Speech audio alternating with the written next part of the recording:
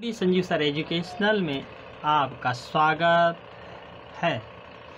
आज मैं आपको सीबीएसई बोर्ड की किताब से इंग्लिश टू हिंदी समझाने जा रहे हैं। आप लोग बेहतर तरीके से लेसन को समझते हुए चलेंगे तो आपको रट्टा नहीं मारना होगा और बिना मेमोराइज किए बहुत सी चीज़ें आपको याद हो जाएंगी। तो समय को ध्यान में रखते हुए शुरू करने जा रहे हैं। पहला lesson, crop production and management, फसल उत्पादन और प्रबंधन। Paheli and Boojho went to their uncle house during the summer vacation. Paheli और बूझो अपने अंकल के यहाँ गर्मी की छुट्टियों में गए। Their uncle is a farmer, इनके चाचा जी एक किसान हैं। One day they saw some tools like खुरपी, सिकल, शावल, प्लाउ एक्सेट्रा। एक दिन उन्होंने खुरपी, हंसिया, फावड़ा, हल इत्यादि इम्प्लीमेंट्स देखे, यंत्र देखे इन द फील्ड, खेतों में। तो बूझो कहता है I want to know where and how we use these tools.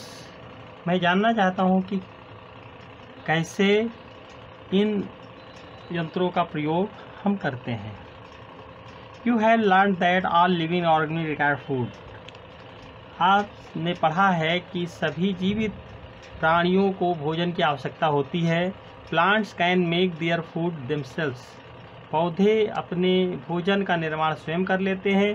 Can you recall how green plants synthesis their own food. क्या आप दोहरा सकते हैं, संज्ञान ले सकते हैं कि हरे पौधे किस तरह से प्रकाश संश्लेषण के जरिए अपना भोजन तैयार करते हैं। Animals including humans can not make their own food.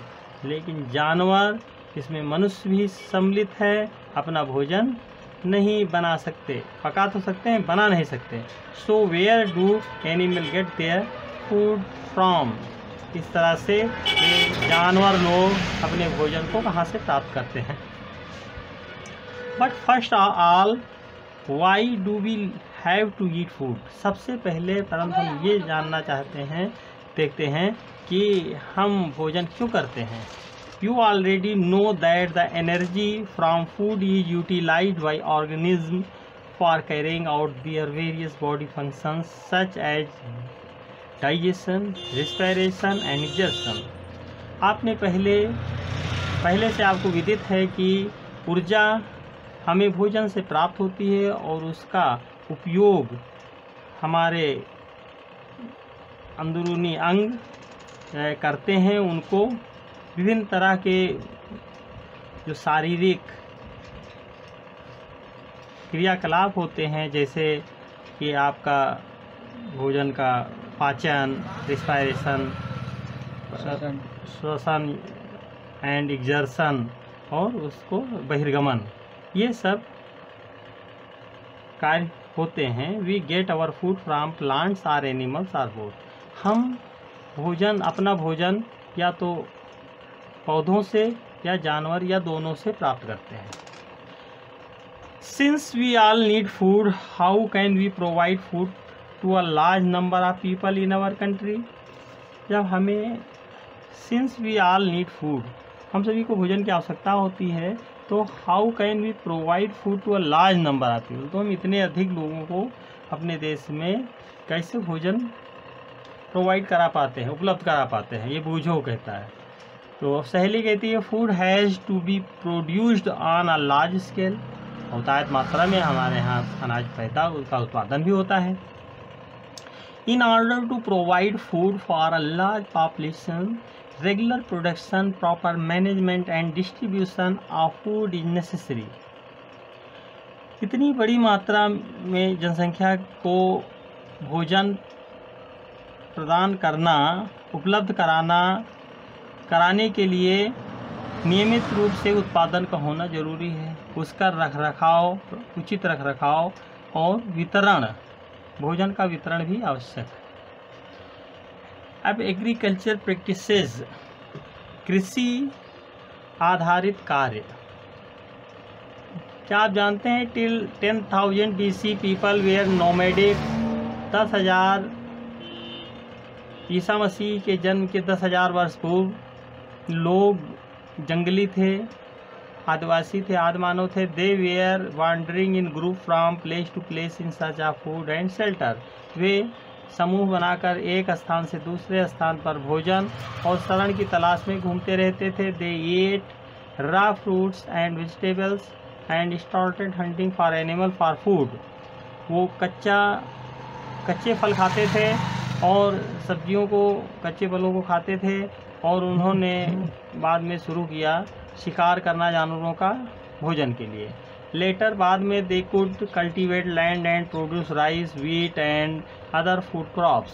बाद में उन्होंने खेती करना प्रारंभ किया और चावल, गेहूं और दूसरे फसल उपजाए। 10 वाज बॉर्न एग्रीकल्चर। इस तरह से कृषि का जन्म हुआ। When plants of the same kind are grown and cultivated at one place on a large scale is called a crop। जब एक तरह के बहुत से पौधों को एक जगह पर बहुत अधिक मात्रा में उगाया जाता है तो उसे फसल कहते हैं। ये फसल की परिभाषा है। फॉर एग्जाम्पल, उदाहरण के तौर पर, crop of wheat means that all the plants grown in the field are that of wheat. गेहूँ की फसल का मतलब है कि गेहूँ के ही बहुत से पौधे एक जगह पर जिस खेत में उगाए जाते हैं वो गेहूँ की फसल कहलाता है। You already know that crops are of different types. आप पहले से जानते हैं कि फसलें विभिन्न तरह की होती हैं, जैसे सीरियल मीन्स होता है भोज्य पदार्थ, वेजिटेबल सब्जी एंड फ्रूट्स फल। These can be classified on the basis of the season in which they grow. इनका वर्गीकरण हम ऋतुओं के आधार पर जब इन्हें उगाते हैं, जब उगाए जाते हैं उस आधार पर करते हैं। India is a vast country. Bharat एक विशाल देश है। The climatic condition like temperature, humidity and rainfall vary from one region to another. Bharat एक विशाल देश है और यहाँ की जलवायु की स्थितियाँ जैसे तापमान, उमस और वर्षा, ये सब भिन्नता दर्शाते हैं एक स्थान से दूसरे स्थान पर। अकॉर्डिंगली इसके अनुसार there is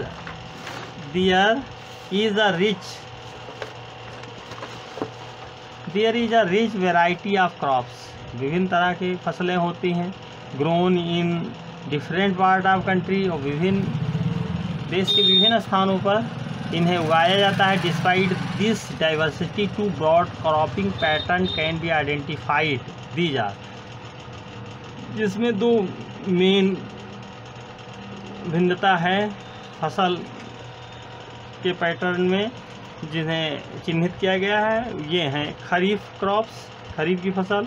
the crop which are sown in the rainy season are called kharif crop. जो फसल वर्षा के मौसम में पैदा की जाती है, उससे उगाई जाती है, उसे खरीफ फसल कहते हैं। The rainy season in India is generally from June to September. वर्षा की फसल बरसात के सीजन में भारत में सामान्यतः जून से सितंबर तक का होता है। Paddy, maize, soybean, groundnut, cotton etcetera are kharif crop. धान, मकई, सोयाबीन, मूंगफली, कपास इत्यादि खरीफ फसल के उदाहरण हैं। रबी क्रॉप, रबी की फसल। The crops grown in the winter season are called rabi crops. जो जाड़ी के मौसम में जिस फसल को उगाया जाता है उसे रबी की फसल कहते हैं। Their time period is generally from October to March. सामान्यतः इनका जो समयावधि होती है वो अक्टूबर से मार्च तक होती है। Example of rabi crops are wheat, gram, pea, mustard and linseed. उदाहरण के तौर पर रबी क्रॉप में गेहूँ आता है, ग्राम, चना, पी, मटर, मस्टर्ड, तिलहन एंड लिनसीड और तिल इत्यादि आता है। Beside these pulses and vegetables are grown during summer at many places. और बहुत से स्थानों पर गर्मी के महीने में भी दालें और सब्जियां उगाई जाती हैं। Basic practices of crop production. फसल उत्पादन के लिए आधारभूत कार्य। ये बूझो कहता है, why can paddy not be grown in the winter season, जाड़ी के महीने में धान क्यों नहीं लगाया जा सकता? तो सहेली आंसर देती है paddy require lot of water, paddy धान को बहुत अधिक पानी की आवश्यकता हो, therefore it is grown only in rainy season, इसलिए इसे वर्षा की ऋतु में ही उगाया जाता है। Cultivation of crops involve several activities undertaken by farmer over a period of time. किसानी, फसल की किसानी करना ये निर्भर होता है विभिन्न तरह के क्रियाकलापों पर जो किसानों द्वारा किया जाता है एक समय से दूसरे समयावधि में। You may find that these activities are similar to those carried out by a gardener और even by you when you grow ornamental plants in your house. ये यू मे फाइंड, आप पाते हैं कि ये क्रियाकलाप ठीक उसी तरह से होते हैं जैसे कि एक माली अपने बगीचे में जो कार्य करता है, या आप जब कोई सजावटी पौधा अपने घर में लगाते हैं तो जिस तरह से आप छोटे स्तर पर कार्य करते हैं उसी तरह से किसान लोग बड़े स्तर पर कार्य करते हैं। दीज एक्टिविटीज और task are referred to as agriculture practice. ये क्रियाकलाप ही कहलाते हैं कृषि कार्य। दीज एक्टिविटीज लिस्टेड बिलो, ये नीचे दिए गए हैं ये कृषि कार्य, जैसे प्रिपरेशन ऑफ सॉइल, खेत तैयार करना, मृदा की तैयारी, सोइंग बुआई करना, एडिंग मैन्योर एंड फर्टिलाइजर, खाद और उर्वरक मिलाना, एरीगेशन सिंचाई, प्रोटेक्टिंग फ्रॉम वीड्स और खरपतवार नियंत्रण, हार्वेस्टिंग कटाई, स्टोरेज भंडारण। तो इन हम 7 विषयों पर विस्तृत अध्ययन करेंगे। देखते हैं तो प्रिपरेशन ऑफ सॉइल, मृदा की तैयारी। The preparation of soil is the first step before growing A crop. फसल उगाने में पहला जो चरण होता है वो खेत की तैयारी होता है। One of the most important task in agriculture is to turn the soil and loosen it. तो सबसे महत्वपूर्ण कार्य कृषि में होता है वो ये है कि मृदा को ढीला करना। These allows the roots to penetrate deep into the soil। इससे क्या होता है कि जब मृदा भुरभुरी होती है तो उसमें पौधों की जो जड़ों की फुटान बहुत गहराई तक होती है। The loose soil allows the root to breathe easily even when they go deep into the soil. और जब मृदा ढीली होती है तो क्या होता है कि जड़ें आसानी से सांस ले पाती हैं गहराई तक। Why does the loosening of soil allow the root to breathe easily. क्यों ढीली मिट्टी में जड़ आसानी से सांस ले लेती है? The loosened soil helps in the grow of earthworms and microbes present in the soil. ढीली मिट्टी या भुरभुरी मिट्टी में क्या होता है, ये केंचुए होते हैं, ये इनकी पैदावार बढ़ जाती है और माइक्रोब्स जो मित्र सूक्ष्म जीव होते हैं वो भी सॉइल में उपस्थित हो जाते हैं। These organism are friends of the farmer. ये मित्र कीट किसानों के मित्र होते हैं। Since they further turn and loosen the soil and add humus to it. तो ये उस मिट्टी को और भुरभुरी बना करके उसको उपजाऊ बनाते हैं। But why does the soil need to be turn and loosen. तो क्यों आवश्यकता पड़ती है? जब केंचुए और मित्र कीट ही मिट्टी को भुरभुरा कर सकते हैं तो हमें क्यों इसे ढीला करने की आवश्यकता? तो you have learn in the previous classes, पिछली कक्षाओं में, अगली कक्षाओं में आपने पढ़ा होगा दैट सॉइल कंटेन्स मिनरल। मृदा में खनिज होता है, वाटर पानी, एयर, हवा एंड सम लिविंग ऑर्गेनिज्म, और कुछ सूक्ष्मजीव होते हैं। इन एडिशन इसके अतिरिक्त dead plants and animal gate decomposed by soil organism. इसके अलावा जो फसल अवशेष होते हैं और जानवरों के जरिए जो खाद होती है जिन्हें हम डंप करके रखते हैं तो बाई सॉइल ऑर्गेनिज्म। तो इन सबसे मिट्टी में सूक्ष्मजीव पैदा हो जाते हैं। In this way with various nutrients held in the dead organism. इस तरह से विभिन्न तरह के बहुत अधिक मात्रा में उर्वरता इन फसल अवशेषों में हमें मिलती है। Are release back to the soil, और ये सब पुनः मृदा में ये मिल जाते हैं। These nutrients are again absorbed by plant, और इन्हीं उर्वरक तत्वों को पुनः नए पौधे उनको सोख लेते हैं, ऑब्जॉर्व कर लेते हैं। Since only a few centimetres of the top layer of soil supported plant growth, ऊपर की कुछ सेंटीमीटर की परत ही क्या होती है, वो मृदा ही पौधों के बढ़वार के लिए उसको में सहायक होती है, सपोर्ट करती है। Turning and loosening of soil brings the nutrient rich soil to the top to the plant can use these nutrients. तो होता क्या है, ये turning and loosening of soil, इससे उलटने पलटने से, मिट्टी को ढीला करने से मृदा लाती है, मृदा में आती है उर्वरता, वो उसकी जो मृदा होती है वो रिच हो जाती है, यानी उर्वरक तत्वों से भरपूर हो जाती है। टू द टॉप, उसकी ऊपरी परत, सो दैट, ताकि प्लांट्स कैन यूज दियर, जिससे कि पौधे अपना उर्वरक तत्वों को, पोषक तत्वों को प्राप्त कर सकें। Thus, turning and loosening soil is very important for cultivation of crops. इस तरह से मिट्टी की जुताई गुड़ाई बहुत ही ज़रूरी है फसल के उत्पादन में, फसल प्राप्त करने में। The process of loosening and turning the soil is called tilling or plowing. तो इस तरह से मिट्टी को ढीला करना या उसको उलटना पलटना, ये कहलाता है गुड़ाई और जुताई। This is done by using a plow. Plows are made of wood iron. तो इस तरह से this is done by using a plow. ये कार्य हम करते हैं जुताई के जरिए। Plow are made of wood or iron. Plough नामक जो यंत्र होता है, हल, वो या तो लकड़ी या लोहे का बना हुआ होता है। If the soil is very dry, अगर मिट्टी मृदा बहुत ही सूखी है तो इट में नीड वाटरिंग बिफोर प्लाउइंग, तो बहुत आवश्यक है उसको जुताई करने से पहले उसकी छपाई करना, पानी की सिंचाई करना। The ploughed field may have big piece of soil called crumbs.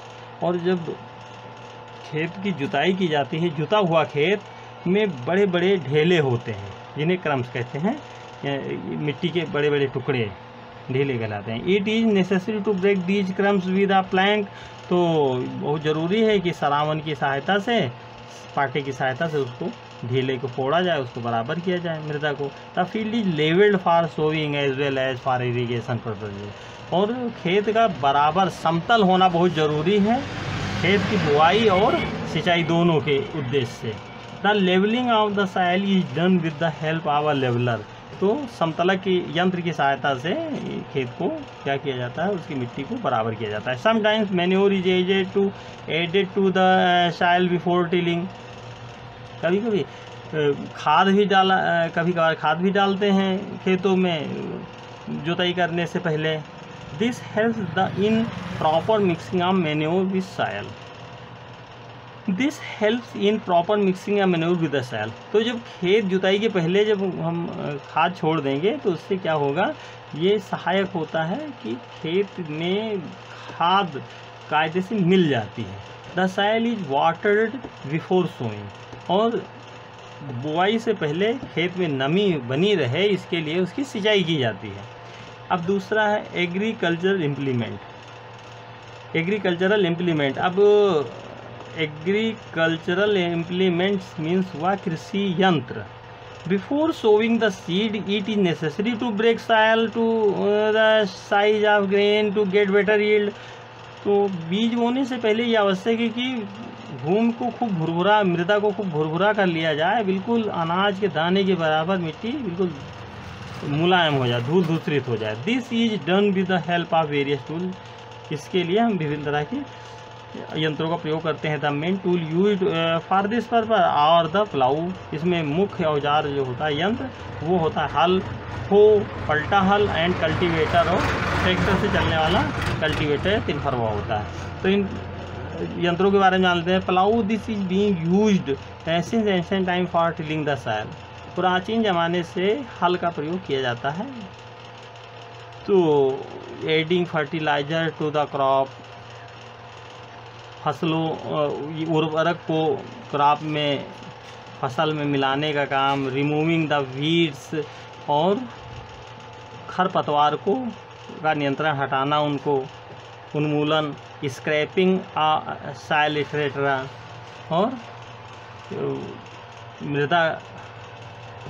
मृदा की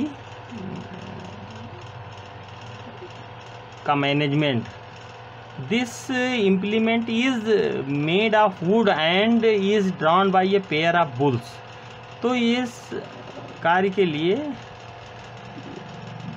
इस यंत्र को बनाया गया है लकड़ी से, and is drawn by a pair of bulls, और एक जोड़ी बैलों के जरिए इनको चलाया जाता है। ये और अदर एनिमल्स, दूसरे जानवर भी प्लाऊ के उपयोग में, चलाने के उपयोग में आते हैं। जैसे घोड़े से कहीं कहीं हल चलाया जाता है, कहीं कहीं कैमल से, ऊँट से भी हल चलाया जाता है। It contain a strong triangular iron stripe called ploughshare, और इसमें हल में 3 फाल वाला एक लोहे की पट्टी लगी हुई होती है, उसी के जरिए जुताई होती है। The main part of the plough is long log of would, और इसका जो मुख्य यंत्र यानी हल का मुख्य जो भाग होता है वो होता है लकड़ी का एक हरसा, which is called a plough shaft, जिसे हरसा कहते हैं। एक लंबा सा लकड़ी का एक लॉग लट्ठा होता है जिसे हरसा कहते हैं। There is a handle at one end of the shaft, और एक किनारे पर ये देखिए ये यंत्र बना हुआ है, ये लकड़ी का हरसा लगा हुआ है, लंबा लट्ठा, और एक तरफ मूठ लगी हुई है, दूसरी तरफ इसके वो फार लगा हुआ है। तो the handle of at one shaft, एक तरफ हैंडल लगी हुई है, the other end attach to a beam which is placed on bull's neck, और दूसरी तरफ यहाँ बीम लगी हुई, ये बीम है, इसको कहते हैं जोठा, जिसमें इस हल को बांध करके बैलों द्वारा खींचा जाता है, जो बैल के नेक गले पर के ऊपर रखा रहता है। The pair of bulls and a man can easily operate the plough. तो इस तरह से एक जोड़ी बैल और एक आदमी आराम से, सरलता से इसे संचालित कर सकता है, यानी खेत की जुताई कर सकता है। The indigenous would plough is increasingly being replaced by iron plough night, लेकिन आजकल अब उस विशिष्ट लकड़ी के हल की जगह पर अब लोहे का प्लाऊ आने लगा है। जैसे 3 फाल वाला प्लाऊ पहले था, लकड़ी का 1 फाल का होता था, ये 1 फाल है प्राचीन जमाने का, अब 3 फाल के चलने लगे हैं। पलट हल, it is a simple tool which is use for removing weeds. एक साधारण हल होता है, यंत्र होता है जिसका प्रयोग करते हैं खरपतवार को हटाने में। जैसे मान लीजिए खेतों में ज़्यादा घास या बहुत ज़्यादा हर ठूठे ये सब लगे हुए हैं, तो ये क्या होता है, पलटा हल होता है, उसको पलट देता है, मिट्टी का ढेला ऊपर कर देगा, जंगल नीचे कर देगा, तो उसमें पानी लगा दीजिए, वो खेत में वो सड़ जाएगा, तो खेत के जंगल को निराई गुड़ाई करना की आवश्यकता नहीं रहेगी और खेत साफ भी हो जाएगा, तो इसलिए पलट हल होता है। तो it is simple tool for loosening the soil, removing weeds and for loosening soil, मिट्टी को ढीला करने के लिए। It has a long rod of would और आयरन, इसमें भी एक लंबा सा लकड़ी का लट्ठा या लोहे का लट्ठा लगा हुआ होता है। Strong broad and bent plate of iron is fixed to one of its end and work like a blade, और एक तरफ ये मुड़ा हुआ एक लोहे का यंत्र लगा हुआ होता है, प्लेट लगी हुई होती है जिसके जरिए मिट्टी को उलट देता है ये blade. It is pulled bye animal, इसे भी जानवरों के जरिए चलाया जाता है। अब कल्टीवेटर देखते हैं। Nowadays ploughing is done by tractor driven cultivator. आजकल क्या होता है, अब बैलों से कोई तो खेत की जुताई करता नहीं है, तो ट्रैक्टर से खेत की जुताई करने के लिए ज़्यादा फाल वाले हल होते हैं, उसे कल्टीवेटर कहते हैं। The use of cultivator save labour and time. तो कल्टीवेटर क्या करता है, हमारा समय और शक्ति दोनों को बचाता है। सोविंग, बुआई करना। Sowing is the most important part of crop production.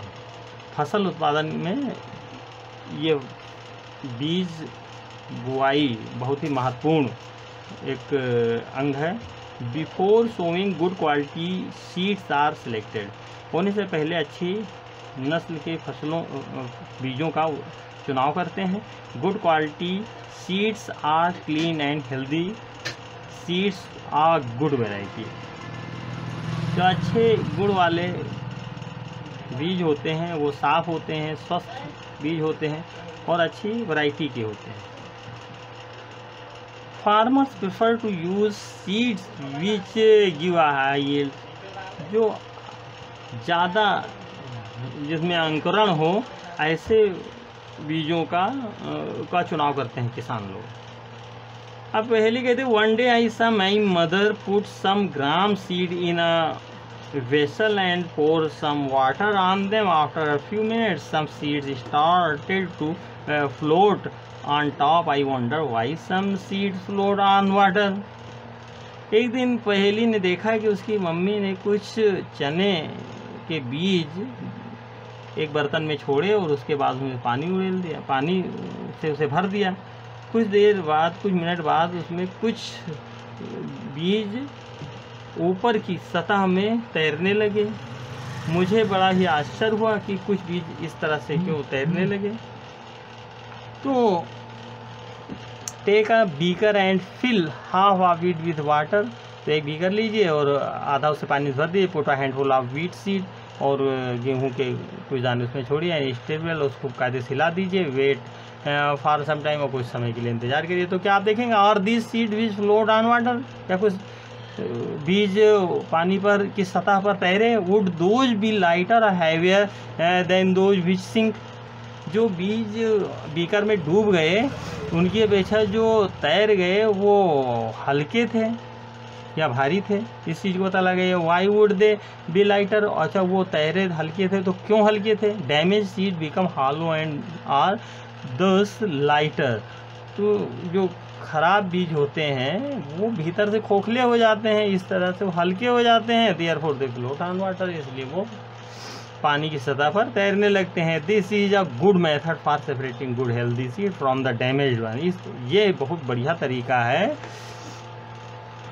अच्छे और स्वस्थकर बीजों को खराब बीजों से अलग करने का। Before sowing one of the important is to know about the tool used for sowing seeds.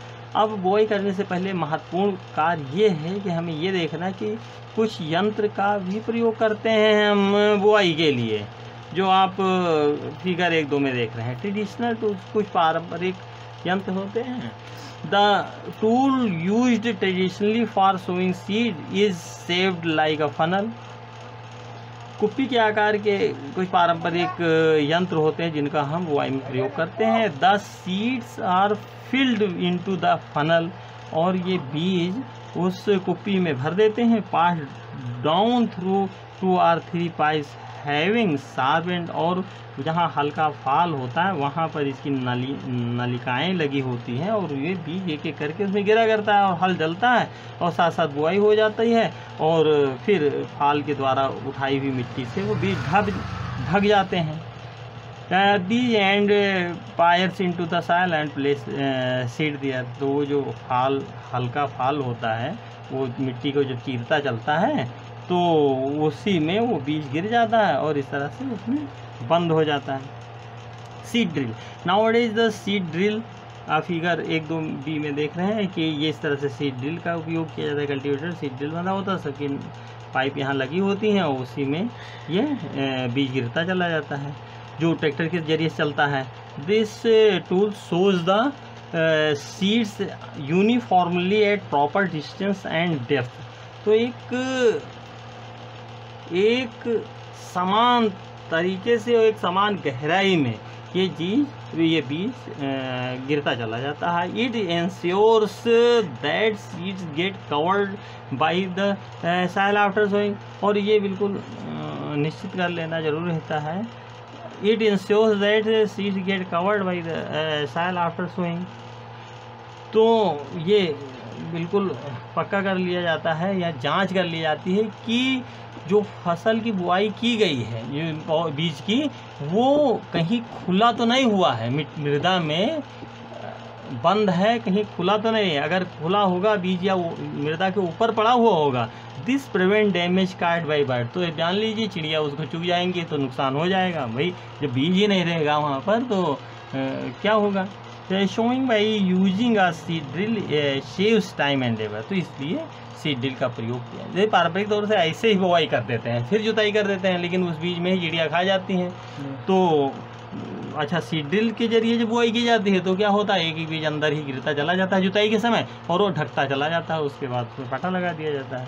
तो ये सीड ड्रिल की वजह से हमारी मेहनत भी बचती है।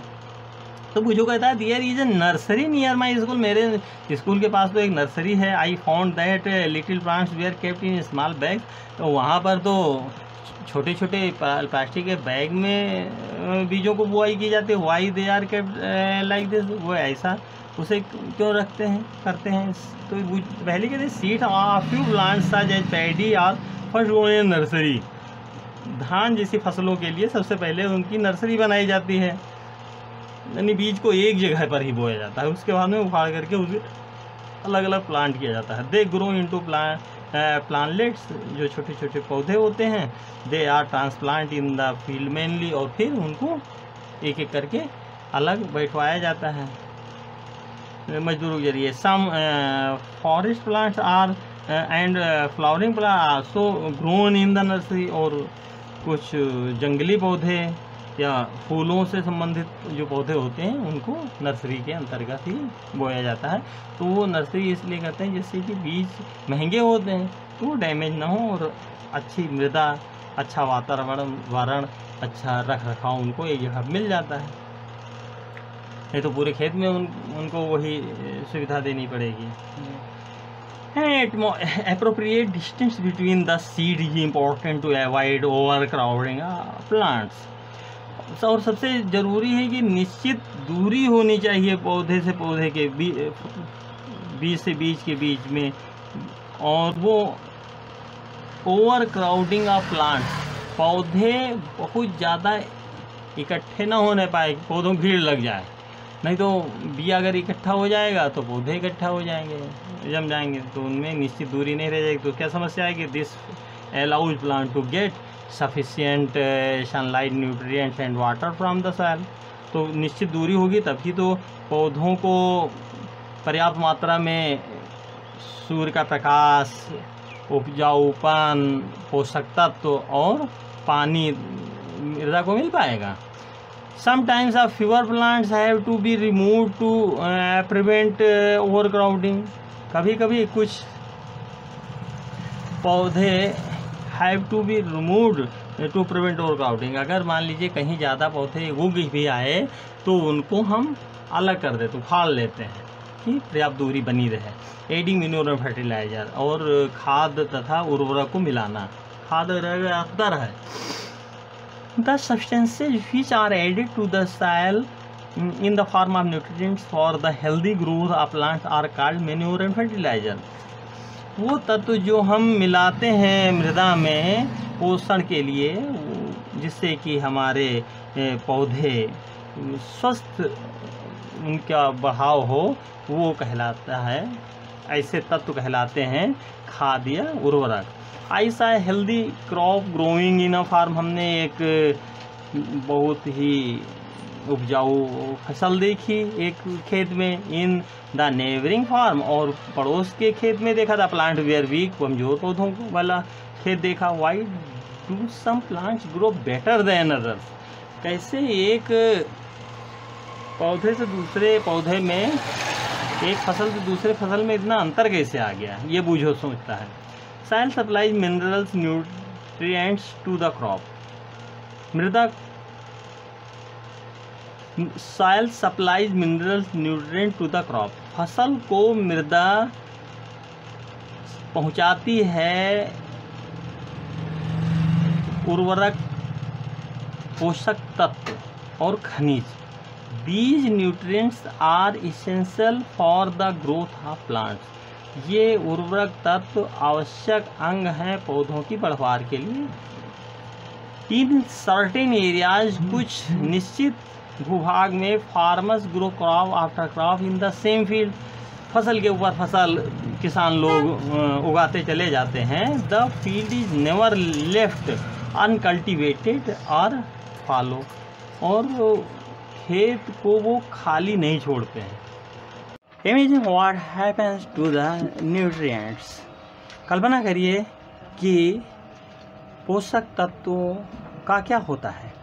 Continuous growing of crops makes the soil poorer in certain nutrients, लगातार फसल उत्पादन या उगाने की वजह से मृदा कमज़ोर हो जाती है, उनमें कुछ पोषक तत्व, निश्चित मात्रा के पोषक तत्व कमज़ोर पड़ जाते हैं। Therefore farmers have to add manure to the field to replenish the soil with nutrients, इसलिए किसान लोग क्या करते हैं, उसमें खाद खेतों में मिलाते हैं, जिससे मृदा पुनः मृदा में चमक आ जाती है, वो पोषक तत्वों से लवरेज हो जाते हैं। This process is called manuring, इसी प्रक्रिया को कहते हैं खाद छोड़ना।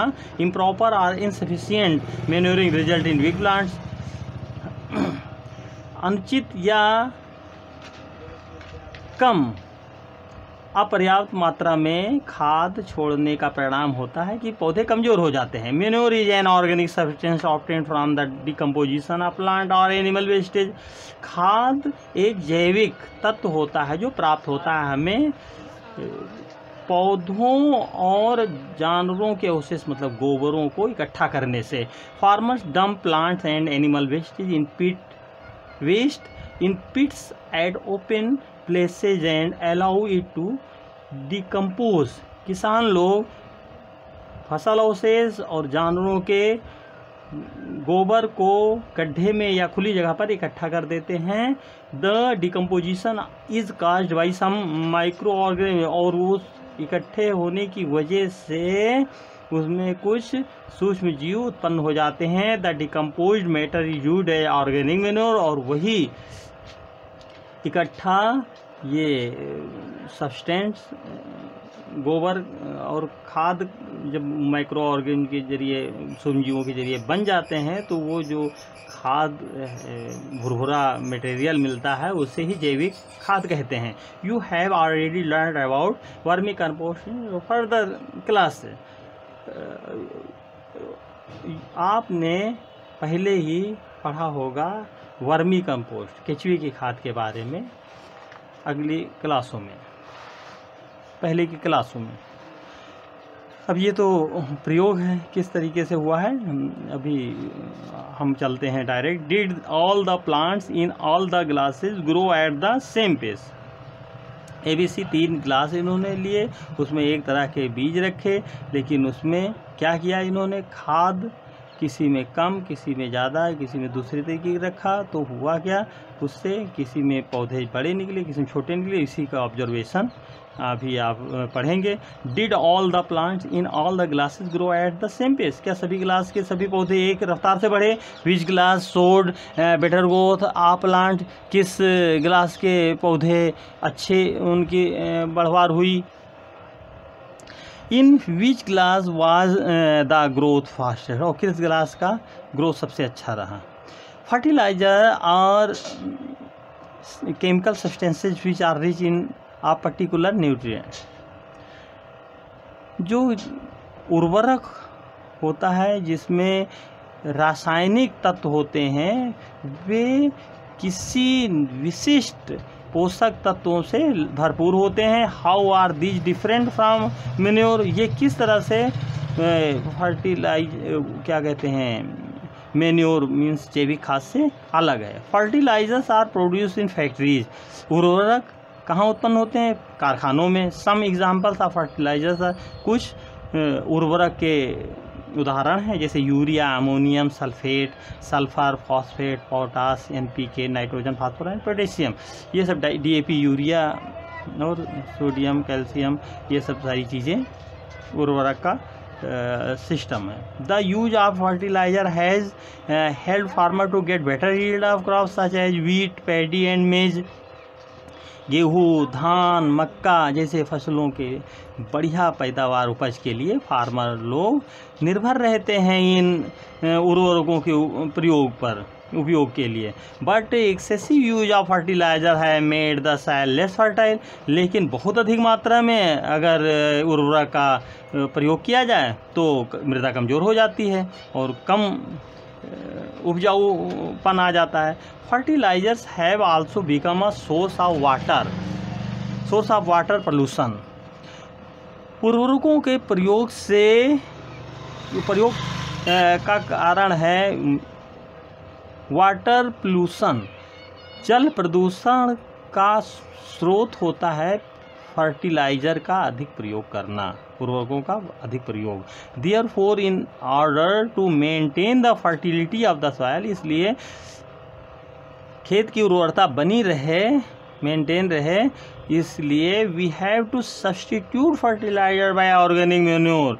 तो हमें फर्टिलाइजर के स्थानापन्न ये ऑर्गेनिक मैन्योर, जैविक खाद का प्रयोग करना चाहिए। और leave the field uncultivated follow in between two crops, या दो फसलों के बीच में खेती में फसल नहीं बोना चाहिए, पलिहर छोड़ देना चाहिए। The use of manure improve soil texture as well as its water retaining capacity.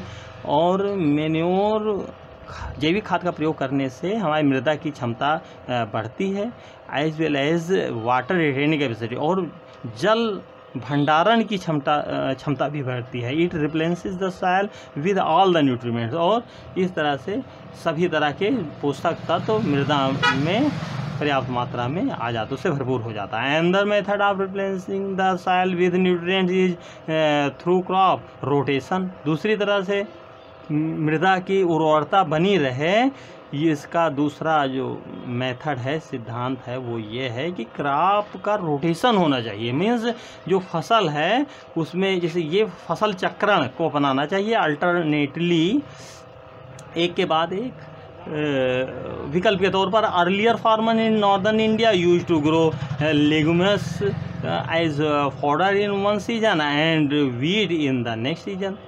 उत्तरी भारत में किसान लोग grow legumes as fodder, means चारे के लिए ये लोग बरसीन बोते हैं एक सीजन में और दूसरे सीजन में क्या गेहूँ बोते हैं। This help in the replacement of the soil, इस तरह से सॉइल मृदा की उर्वरता बनी रहती है विद नाइट्रोजन, इसमें नाइट्रोजन भरपूर मात्रा में। फार्मर्स आर बीइंग, अच्छा इसमें और उड़द के खेत में, उड़द की जड़ों में ये बैक्टीरिया होते हैं rhizobium. Farmers are being encourage to adopt this practice. किसान लोग इस तरह के कार्य करने के लिए, अब ये पद्धति अपनाने के लिए उनको प्रोत्साहित करना चाहिए। इन द प्रीवियस क्लासेज, पहले की कक्षाओं में, you have learn about rhizobium bacteria के बारे में आपने पढ़ा होगा। These are present in the nodules of the root of leguminous plant. ये राइजोबियम बैक्टीरिया जैसे उड़द जो दलहनी फसल होती है, इसकी जड़ों में ये प्रेजेंट होते हैं और दे फिक्स, और ये जो बैक्टीरिया हैं ये नाइट्रोजन, जो वातावरण ये नाइट्रोजन है उसको ये एब्जॉर्ब कर लेते हैं। फिर नेक्स्ट है, ये देखिए फर्टिलाइज़र के बारे में बताया गया है कि फर्टिलाइज़र और मैन्योर में क्या डिफरेंसेस है। फर्टिलाइज़र एंड ऑर्गेनिक साल्ट, उर्वरक क्या होता है, ये अजैविक नमक होता है। Manure is a natural substance obtained by the decomposition of cattle डंग, और जो खाद होता है ये एक प्राकृतिक तत्व होता है जो प्राप्त होता है हमें मवेशियों के डंग से, गोबर से। Human waste and plant residues, और आदमी जो गृहिणियाँ फलों के छिलके और कूड़ा कचरा, जो हरी सब्जी के कूड़े कचरे होते हैं उनको ह्यूमन वेस्ट कहते हैं, वो सब। और प्लांट, पौधों के अवशेष जो डंप करके खाद प्राप्त होती है उसे हम जैविक खाद कहते हैं।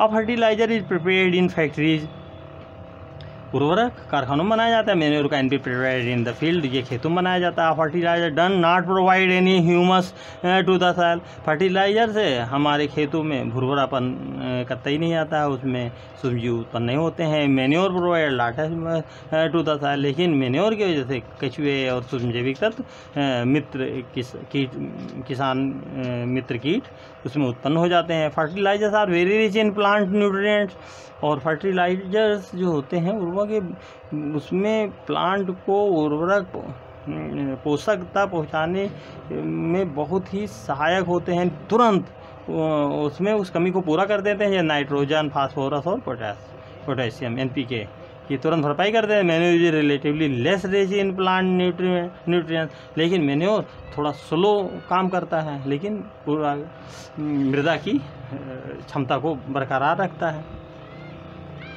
तो यानी ये अंग्रेजी दवाई समझ लीजिए फर्टिलाइज़र है, तुरंत तो फ़ायदा कर जाएगी बुखार में, लेकिन बाद में उसके परिणाम भयंकर होते हैं। फिर देखिए table gives the differences between the fertiliser manure. तो आपने मैन्योर और फर्टिलाइजर खाद, जैविक खाद और उर्वरक में अंतर समझ लिया। एडवांटेज ऑफ मैन्योर, मैन्योर के क्या फ़ायदे हैं। The organic manure is considered better than fertiliser, ये उर्वरक से अच्छे माने जाते हैं जैविक खाद। दिस इज बिकॉज, कारण क्या है, it enhances the water holding capacity of the soil. ये पहली बात तो मृदा के पानी की धारण करने की क्षमता को बढ़ाता है। It makes the soil porous due to which exchange of gases becomes easy, और सॉइल के बीच में ये छिद्र कर देता है, जिसके वजह से विभिन्न तरह के यानी सांस लेने में, मृदा को सांस लेने में ये मदद करता है। It increases the number of friendly microbe, और किसान मित्र कीट को की वृद्धि करता है, जैसे केचुआ है और दूसरी चीज़ें। It improves the texture of the soil, और मृदा की संरचना को ये बढ़ाता है, उर्वरता को। इरिगेशन, सिंचाई देखते हैं। All living beings need water to live, हर जीवित प्राणी को आवश्यकता है पानी की जीने के लिए। Water is important for proper growth and development of flowers, fruits and seed of plants. पानी बहुत ही महत्वपूर्ण है पौधों, ये फूल, फल और बीज और प्लांट, पौधों के निश्चित बढ़वार के लिए पानी बहुत ही आवश्यक है। Water is absorbed by the plant root, और पानी को पौधे अपनी जड़ों से पानी को एब्जॉर्ब करते हैं, सोख लेते हैं। Along with water minerals and fertilisers also absorb. अब जो पानी वो सोखते हैं तो उसके साथ साथ खनिज और उर्वरक भी वो खींच ले जाते हैं। Plants contain near by 90% water, ये जो पौधे होते हैं वो 90% पानी ले जाते हैं। जिस तरह से क्या होता है, हमारे शरीर के अंदर पानी की मात्रा बहुत अधिक होती है और परसेंटेज बहुत अधिक होता है, पूरी पृथ्वी पर पानी की मात्रा बहुत अधिक है, 70% इससे ऊपर है। तो यही सिस्टम पौधों पर भी अप्लाई होता है। Water is essential because germination of seed does not take place under dry condition. पानी इसलिए बहुत आवश्यक है क्योंकि बीज में अंकुरण नहीं हो सकता है सूखी स्थितियों में। Nutrients dissolved in water get transported to each part of the plant.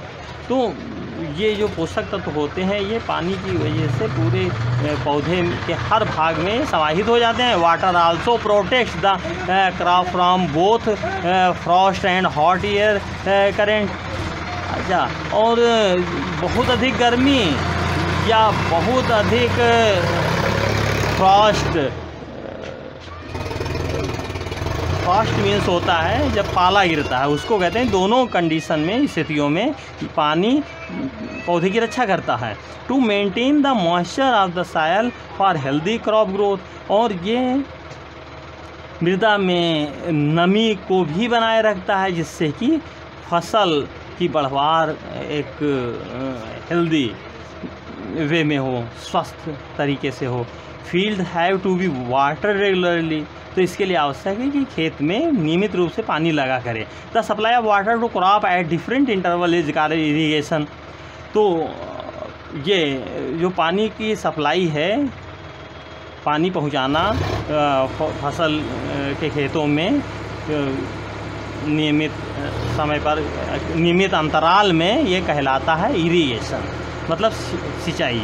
The time and frequency of irrigation varies from crop to crop, soil to soil and season to season. तो ये जो सिंचाई की तीव्रता है वो भिन्न होती है, एक फसल से दूसरे फसल में, एक मृदा से दूसरे मृदा में, और एक ऋतु से दूसरे ऋतु में। इन समर, गर्मी में the frequency of watering is higher, गर्मी में पानी की तीव्रता बहुत अधिक होती है, जल्दी जल्दी पानी लगाना पड़ता है। वाई इट सो, ऐसा क्या कारण है? Would it be due to the increase rate of evaporation of water from the soil and the leaves. ये इसलिए हो सकता है क्योंकि इस समय पानी का भाप बन करके मृदा से और पत्तियों से बहुत अधिक वाष्पन हो जाता है, भाप बनकर उड़ जाता है, इसलिए पानी की ज़्यादा आवश्यकता गर्मी में लगती है। बूझो कहता है I am very careful this year about watering the plant. मैं बहुत ही सावधान था इस वर्ष पौधों में पानी देने में। Last summer my plant dried up and died, क्योंकि पिछले गर्मियों में मेरे पौधे पानी ना पाने की वजह से वो मर गए थे। सोर्स ऑफ इरिगेशन, अब सिंचाई के स्रोत क्या है? The source of irrigation are, सिंचाई के स्रोत हैं वेल, कुएँ, ट्यूबवेल, पॉन्ड्स मीन्स तालाब, लेक्स झरने, लेक्स मीन्स झील, रिवर्स नदियाँ, डैम, बांध, एंड कैनाल्स मीन्स नहरें।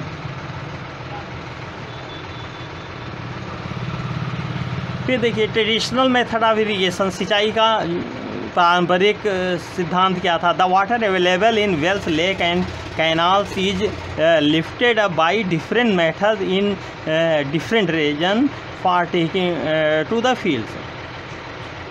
The water available in wells, कुओं में पानी जो उपलब्ध होता है नहरों, झीलों में और नहरों में, is lifted up by different method, ये विभिन्न तरीके से लाया जाता है।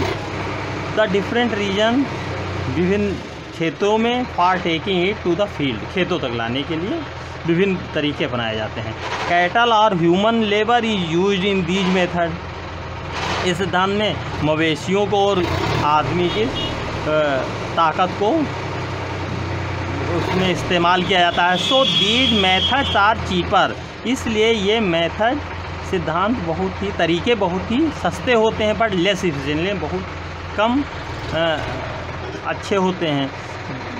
द अप्रोचेबल होते हैं। The various traditional ways are, विभिन्न तरह के जो पारंपरिक तरीके हैं वो हैं moat, pulley system, chain pump और chain system, and dhekli, rahat, lever system, जो आपको इसमें दिखाई पड़ रहा है चित्रों में।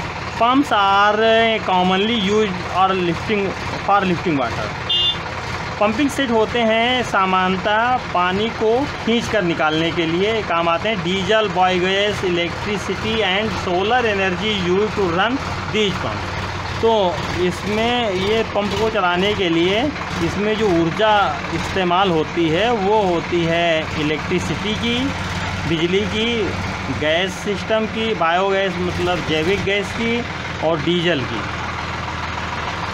फिर देखिए मॉडर्न मेथड ऑफ इरिगेशन, आधुनिक तरीका सिंचाई का। Modern method of irrigation help us to use water economically. Modern तरीका है सिंचाई का जो हमें सहायता प्रदान करता है कि हम पानी को बहुत ही कम लागत में प्राप्त कर लेते हैं और कम बचत में और कम ताकत में। द मेन मेथड यूज और कम समय में। The main method use are as follow, जो तरीके अपनाए जाते हैं वो नीचे दिए गए हैं। वो पहला तरीका है देखिए स्प्रिंकलर सिस्टम, छिड़काव विधि। This system is more useful on the uneven land where sufficient water is not available. ये तरीका बहुत ही प्रायोगिक है, लाभदायी है ऊबड़ खाबड़ ज़मीन के लिए जहाँ पर पर्याप्त मात्रा में पानी उपलब्ध नहीं है। The perpendicular pipes having rotating nozzle on top are joined to the main pipeline at regular intervals। इसमें होता क्या, एक पाइप होती है पाइपलाइन, उसी में एक नोजल एक घूमने वाला यंत्र लगा होता है और उस यंत्र में एक नोजल लगा होता है जो चारों तरफ क्या करता है, पानी का छिड़काव करता है। When water is allowed to flow through the main pipe under pressure, और जो मेन पाइप से प्रेशर के जरिए पानी को छोड़ा जाता है तो वो नोजल क्या करती है, with the help of pump motor की सहायता से जैसे ही पानी प्रेशर के साथ छोड़ा जाता है, it escapes from the rotating nozzle, तो वो अपने आप नोजल रोटेट घूमने लगती है और पानी का छिड़काव होने लगता है। It get sprinkled on the crop as it is raining, तो वो पानी की बौछार पड़ने लगती है फसल पर और जैसा लगता है जैसे बरसात हो रही हो। Sprinkle is very useful for sandy earth, तो जहाँ पर बलुई मिट्टी है, उस उबड़ खाबड़ ज़मीन है, उसमें ये बहुत ही कारगर साबित हुआ है ये तरीका। ड्रिप सिस्टम देखिए, टपक विधि। In this system the water fills drop by drop just at the position of the roots. इसमें बूंद बूंद करके पानी पौधे की जड़ों पे पड़ता है। So it is called drop system, इसलिए इसे टपक विधि कहते हैं। It is the best technique for watering fruit plants, ये सबसे अच्छी तकनीक है जो फलों के पौधे होते हैं उनमें पानी देने के लिए, गार्डन बगीचे में पानी देने के लिए पेड़ों को। The system provide water to plant drop by drop, तो यहाँ बूंद बूंद करके पानी पौधे को प्राप्त होता है। Water is not wasted at all, और पानी की बर्बादी नहीं होती है। It is a boon in region where availability of water is poor, ये उन क्षेत्रों के लिए वरदान साबित होती है ये पद्धति जहाँ पर पानी की उपलब्धता बहुत कम है। फिर देखिए प्रोटेक्शन फ्रॉम वीड्स, अब खरपतवारों से कैसे बचाव करना है, रक्षण करना। बूझोइंट Paheli went to the nearby field wheat field and saw that there were some other plant in the field. Boojho सहेली पड़ोस के खेत को गई हुई थी जहाँ पर उसने देखा कि कुछ दूसरे पौधे भी खेत में फसल के अलावा लगे हुए हैं, दूसरे पौधे। Have these other plant been planted purposely, क्या इन अलग वाले दूसरे किस्म के पौधों को क्या किसी उद्देश्य तरीके से उद्देश्य के लिए लगाया गया है। In a field many other undesirable plant may grow naturally along the crop, खेतों में फसल के साथ अनावश्यक पौधे भी जम जाते हैं प्राकृतिक तौर से फसल के साथ। These undesirable plant are called weed, इन्हीं अतिथियों को बाहर के पौधों को कहते हैं खरपतवार। The removal of weed is called weeding, और इन खरपतवारों को नष्ट करना ही वीडीसाइड कहलाता है। Weeding is necessary since weeds compete with the crop plant for water, nutrient, space and light। अब खरपतवारों को नष्ट करना क्यों ज़रूरी है, क्योंकि ये पौधों के साथ प्रतिस्पर्धा करते हैं, उनमें पोषक तत्वों को और जगह को और प्रकाश को खींचने का प्रयास करते हैं। उनके हिस्से का ये परजीवी होते हैं, उनके हिस्से की चीज़ों को ये खाने का प्रयास करते हैं। दस they affect the growth of the crop, इस तरह से ये फसल पर बुरा प्रभाव डालते हैं। Some weeds interfere even the in harvesting and may be poisonous for animal and human being. इसमें से कुछ जो खरपतवार होते हैं वो इतने जहरीले होते हैं कि अगर उनको अलग न किया जाए तो चारे के साथ में, अगर वो फसल के साथ में उन पौधों को भी काट लिया जाए तो जानवरों और मनुष्यों के लिए खतरा साबित हो सकते हैं, जहरीले होते हैं।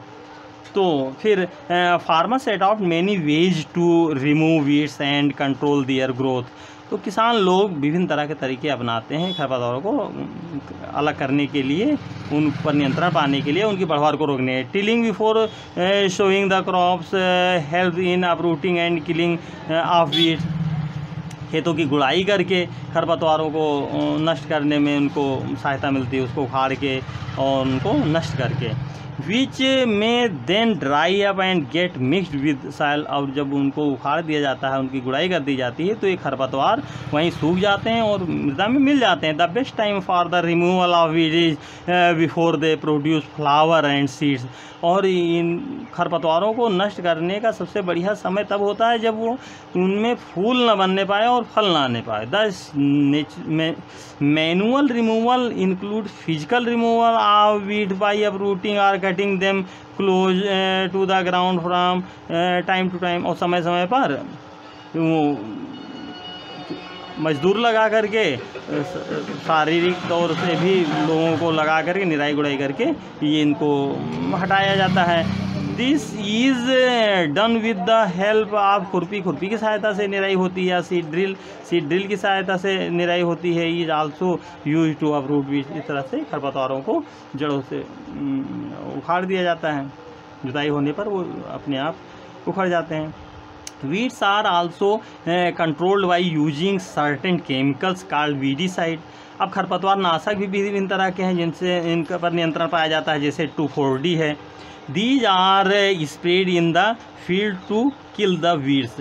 इसका छिड़काव किया जाता है इन खरपतवार को नष्ट करने के लिए। They do not damage the crop. वे फसलों पर अपना प्रभाव नहीं डाल पाते। The weedicide are diluted with water to the extent required and spread in the field with the sprayer. अब ये क्योंकि घोल होता है वीडीसाइड का, तो इसको स्प्रेयर के जरिए छिड़काव मशीन के जरिए इसको छिड़क दिया जाता है। Do weedicide have any effect on the person handling the weedicide sprayer. जो इस वीडीसाइड मशीन को, खरपतवार नाशक मशीन को चलाता है, क्या उसके ऊपर भी कोई फर्क पड़ जाता है उसके हेल्थ पर, स्वास्थ्य पर? एज ऑलरेडी मेंशन, जैसा कि पहले बताया गया है, the weedicide are spread during the vegetative growth of weed. खरपतवार की बढ़वार को रोकने के लिए इस पर स्प्रे किया जाता है। Before flowering and seed formation, यानी फूल और फल आने से पहले। स्प्रेइंग ऑफ वीडीसाइड में effect the human of farmers.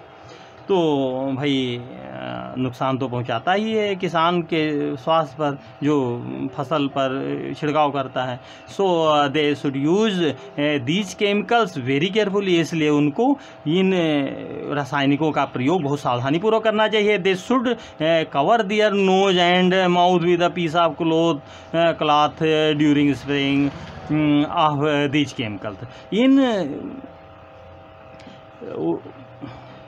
In chemical का प्रयोग करने से का छिड़काव करते समय उससे पहले ही उनको अपना नाक मुंह किसी कपड़े से ढक लेना चाहिए। और नहीं तो ये रासायनिक तत्व बहुत ही खतरनाक होते हैं। अगर हाथ और शरीर पर पड़ गए तो वहाँ जलन हो सकती है, आँखों की रोशनी जा सकती है। अब हार्वेस्टिंग, अब अगला चरण है हार्वेस्टिंग, फसल की कटाई का। Harvesting of a crop is an important task. बहुत ही महत्वपूर्ण टास्क है, कार्य है फसल कटाई। The cutting of crop after it is mature is called harvesting. जब फसल पककर तैयार हो जाती है तो उसकी कटाई को हार्वेस्टिंग कहते हैं। In harvesting crop are pulled out or cut close to the ground. तो हार्वेस्टिंग में करते हैं क्या, फसल को खींच करके उसे काट करके ज़मीन पर गिरा देते हैं, यानी काट देते हैं। It usually takes 3 to 4 months for a cereal crop to mature.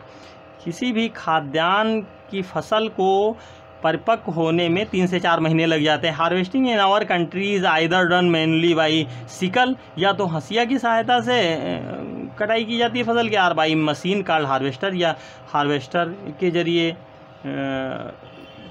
फसल की कटाई की जाती है। In the harvested crop the grain seed need to be separated.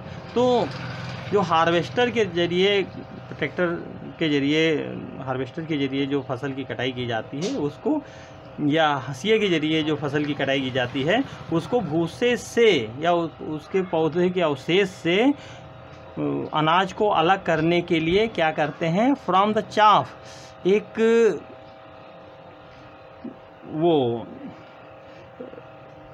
Separated from the chaff, वसाई करके उसे अलग करते हैं।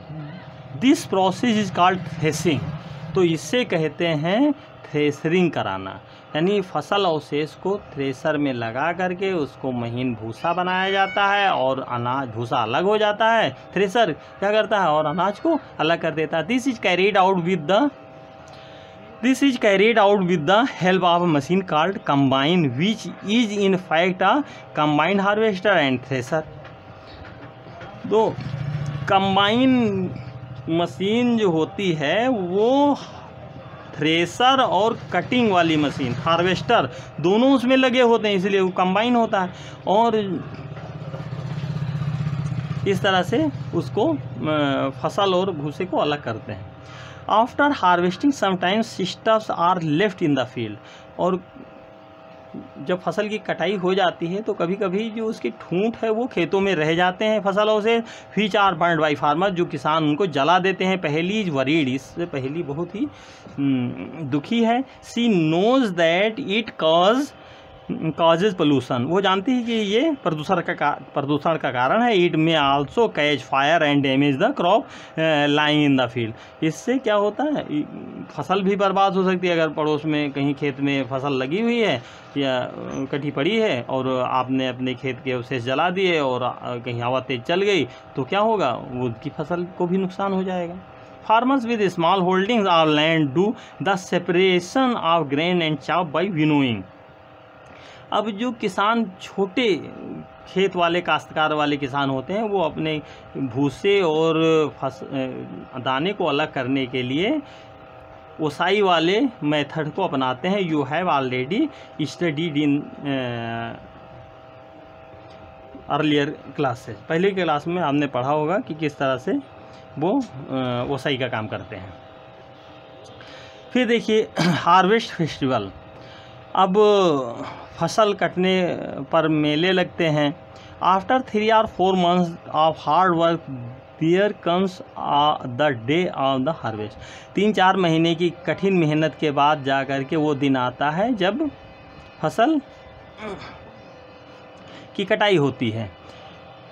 The site of golden field और स्टैंडिंग क्रॉप, खड़ी लहलहाती सुनहरी पकी फसल के दृश्य को देखकर लेडन विद ग्रेन, जो अनाज से भरपूर है, फिल्स the heart of farmer with Joy and the sense of wellbeing. जिससे किसान का दिल बहुत ही खुश हो जाता है और अपनी वो खुशकिस्मती समझता है। The efforts of the past season have borne fruit and it is time to relax and enjoy little. अब वो सोचता है कि उसका जो पिछला सीजन का प्रयास था, जब उसने फसल लगाया था, आज उसका फल उसको मिल रहा है। वो बहुत ही अपने को सुखी महसूस करता है और थोड़ा खुश होता है, आराम महसूस करता है और खुश होता है। The period of harvest is this of great joy and happiness in the part of India. तो भारत में इस तरह से फसल कटाई का जो टाइम है वह बहुत ही आनंद देने वाला है। Main and women celebrate it with great enthusiasm. आदमी और औरतें बहुत ही तरोताज़े ढंग से, बहुत ही अच्छे ढंग से इसको मनाते हैं। Special festivals associated with the harvest season are Pongal.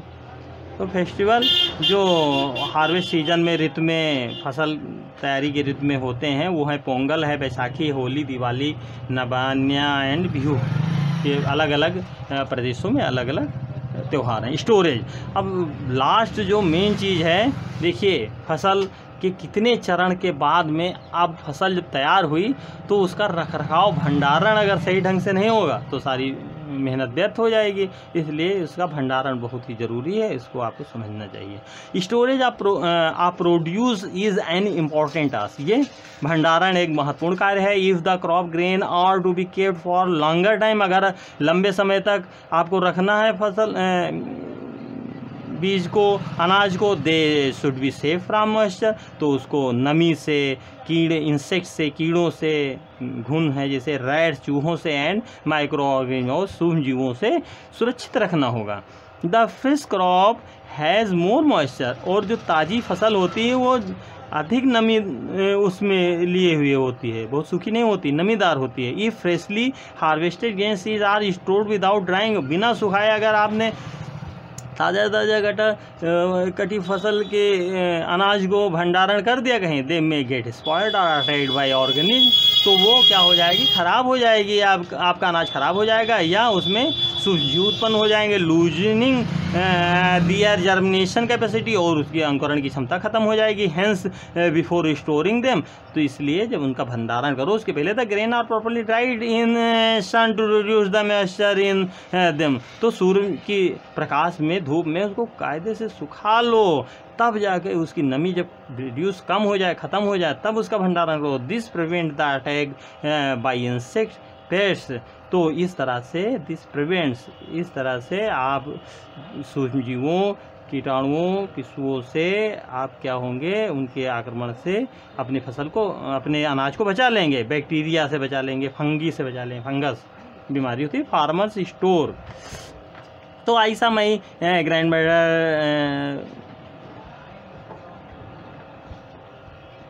putting some dried neem leaves in an iron drum containing wheat, I wonder why। तो मैंने देखा, ये पहली कहती है कि मैंने देखा कि मेरी मम्मी उसमें कुछ सूखी नीम की पत्तियां अनाज के ड्रम में तह पर छोड़ रही हैं, तो मुझे ये देखकर बड़ा आश्चर्य हुआ। Farmer stores grains in jute bag of metallic beans, वो जूट के बोरों में भरते हैं या धातुओं के ड्रम में भरते हैं। However large scale store of grain is done in silos and garnish to protect them from pest like rats and insects, तो बड़े पैमाने पर जैसे सरकारी गोदामों में लोग जो अनाज का भंडारण करते हैं, उसमें बड़े बड़े, ये देखिए इसमें देखिए ड्रम दिखाया गया, इस तरह के ड्रम होते, सिलॉस उनको कहते हैं, जिनमें चूहे और दूसरे जीव नहीं जाने पाते हैं। Dried neem leaves are used for storing food grain at home, अब सूखी नीम की पत्तियों का प्रयोग किया जाता है storing food grain at home, घर पर भोज जो अनाज होता है, गेहूँ धान जो खाने में काम आता है, उस अनाज को के भंडारण में नीम की पत्तियों का प्रयोग किसान लोग करते हैं। For storing large quantities of grains in big godowns, और जो बड़े बड़े गोदामों में अनाज भरा जाता है ज़्यादा मात्रा में, specific chemical treatment are required, तो वहाँ पर एक विशिष्ट तरीके का रासायनिक शोधन किया जाता है, क्या आवश्यकता होती है, to protect them from pest and microorganism, वहाँ चूहों और दूसरे सूक्ष्मजीवों से उसे बचाने के लिए अनाज को। आफ्टर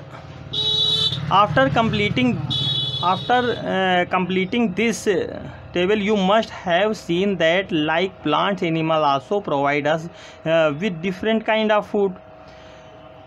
अब जैसे देखिए यहाँ पर एक टेबल दिया हुआ कि मिल्क कहाँ से हो, तो काऊ, बिफेलो, बकरी, भैंस और गायों से हमें मिलता है। तो अब इनसे मिल्क भी मिलता है और हनी भी है, इससे शहद मिलता है, और गोट और हैन से हमें फ्लेश मांस मिलता है। तो आफ्टर कंप्लीटिंग दिस टेबल, इस तालिका को पूरा करने पर आपको दिखाई पड़ेगा, you must have seen that, आप ये समझ पाएंगे कि लाइक प्लांट्स, एनिमल्स, पौधे, जानवर also provide us with food, विभिन्न तरह के भोजन हमें उपलब्ध कराते हैं। Many people living in the coastal areas consume fish as a major part of their diet, तो अपने महत्वपूर्ण खुराक के लिए, यानी मेन भोजन के लिए, जो तटीय समुद्र के किनारे रहने वाले लोग हैं, वो क्या करते हैं, वो वहाँ मछलियों पर आधारित होते हैं उनकी ज़िंदगी, भोजन। इन द मेन मुख्य भोजन का मछली होता है। In the previous classes you have learned about the food that we obtain from plant, अगली कक्षाओं में आपने पढ़ा कि किस तरह से हम पौधों से प्राप्त करते हैं भोजन। We have just seen that the process of crop production involve a number of step like selection of seed, sowing etcetera, तो आपने देखा कि पौधे के उत्पादन के लिए फसल के उत्पादन की प्रक्रिया में हमें विभिन्न तरह की प्रक्रियाओं से गुजरना पड़ता है, जैसे बीजों का चुनाव, बोना इत्यादि। और similarly animal reared at home or in farm, उसी तरीके से जानवरों को पालना, जैसे आप घर में पालते हैं या फार्म्स खेतों में पालते हैं, तो have to be provided with proper food, तो उनके लिए भी फसल की तरह उचित मात्रा में भोजन की आवश्यकता होती है, उनको उपलब्ध कराना पड़ता है। शेल्टर, और उनको शरण के लिए उनका टीन सेट रखवाना पड़ता है, एंड केयर, उनकी देखभाल करनी पड़ती है। When this is done on a large scale is called animal husbandry, जब इस चीज़ को, इस पशुपालन को बड़ी मात्रा में किया जाता है, यानी 4 से 10 जानवरों का, 100 जानवरों का को जब कोई पालता है तो उसे एनिमल हस्बेंड्री कहते हैं, यानी पशुपालन कहते हैं। अब लास्ट में ये पहेली कहती है कि fish is good for health, मछलियाँ स्वास्थ्य के लिए बहुत अच्छी होती हैं। We get cod liver oil from fish, हम कॉड लीवर ऑयल फिश से मिलता है। Which is rich in vitamin D, जो विटामिन डी का मुख्य स्रोत होता है। तो इस तरह से बच्चों आपने देखा कि इंग्लिश को रटना और इंग्लिश की समझ पैदा करना, जो आपके हाउडी संजीव सर एजुकेशनल ने आपको बेहतर ढंग से बता दिया है। अब रट्टा मारने की ज़रूरत नहीं है, पूरे लेसन को आप कायदे से समझ गए होंगे इसके अर्थ को, और आप किसी भी तरह के क्वेश्चन देने में आप सक्षम होंगे। और यही नहीं कि आप जो प्रेजेंट टाइम में पढ़ रहे हैं उसी में फ़ायदा होगा, ISPCS से लेकर के और जितने भी कंपटीशन वाले एग्ज़ाम होते हैं सब में अब खेती, अनाज से रिलेटेड चीज़ों पर क्वेश्चन ज़रूर आते हैं। और आने वाले समय में खेती ही एक बहुत बड़ा व्यवसाय बनने जा रही है, इसलिए आपको इन सब चीज़ों की जानकारी होना अति आवश्यक है। अतः आप लोग धैर्य से और मनोयोग से एक लेसन को जब आप समझ जाएंगे, किसी पैटर्न को आप समझ जाएंगे, तो क्या होगा, वो आपका हाईवे का काम करेगा और दूसरी चीज़ों को आप और बेहतर ढंग से समझते चले जाएंगे। इसलिए बहुत ही पूर्ण मनोयोग से पढ़ाई पर ध्यान दें और अपने howdy Sanjeev sir education channel को लाइक, शेयर, सब्सक्राइब करने की कोशिश करें। हम लास्ट में कहना चाहते हैं कि पढ़ने की तुम कोशिश करना, वादा कभी न करना, वादा तो टूट जाता है, वादा तो। जय हिंद, जय भारत, नमस्कार।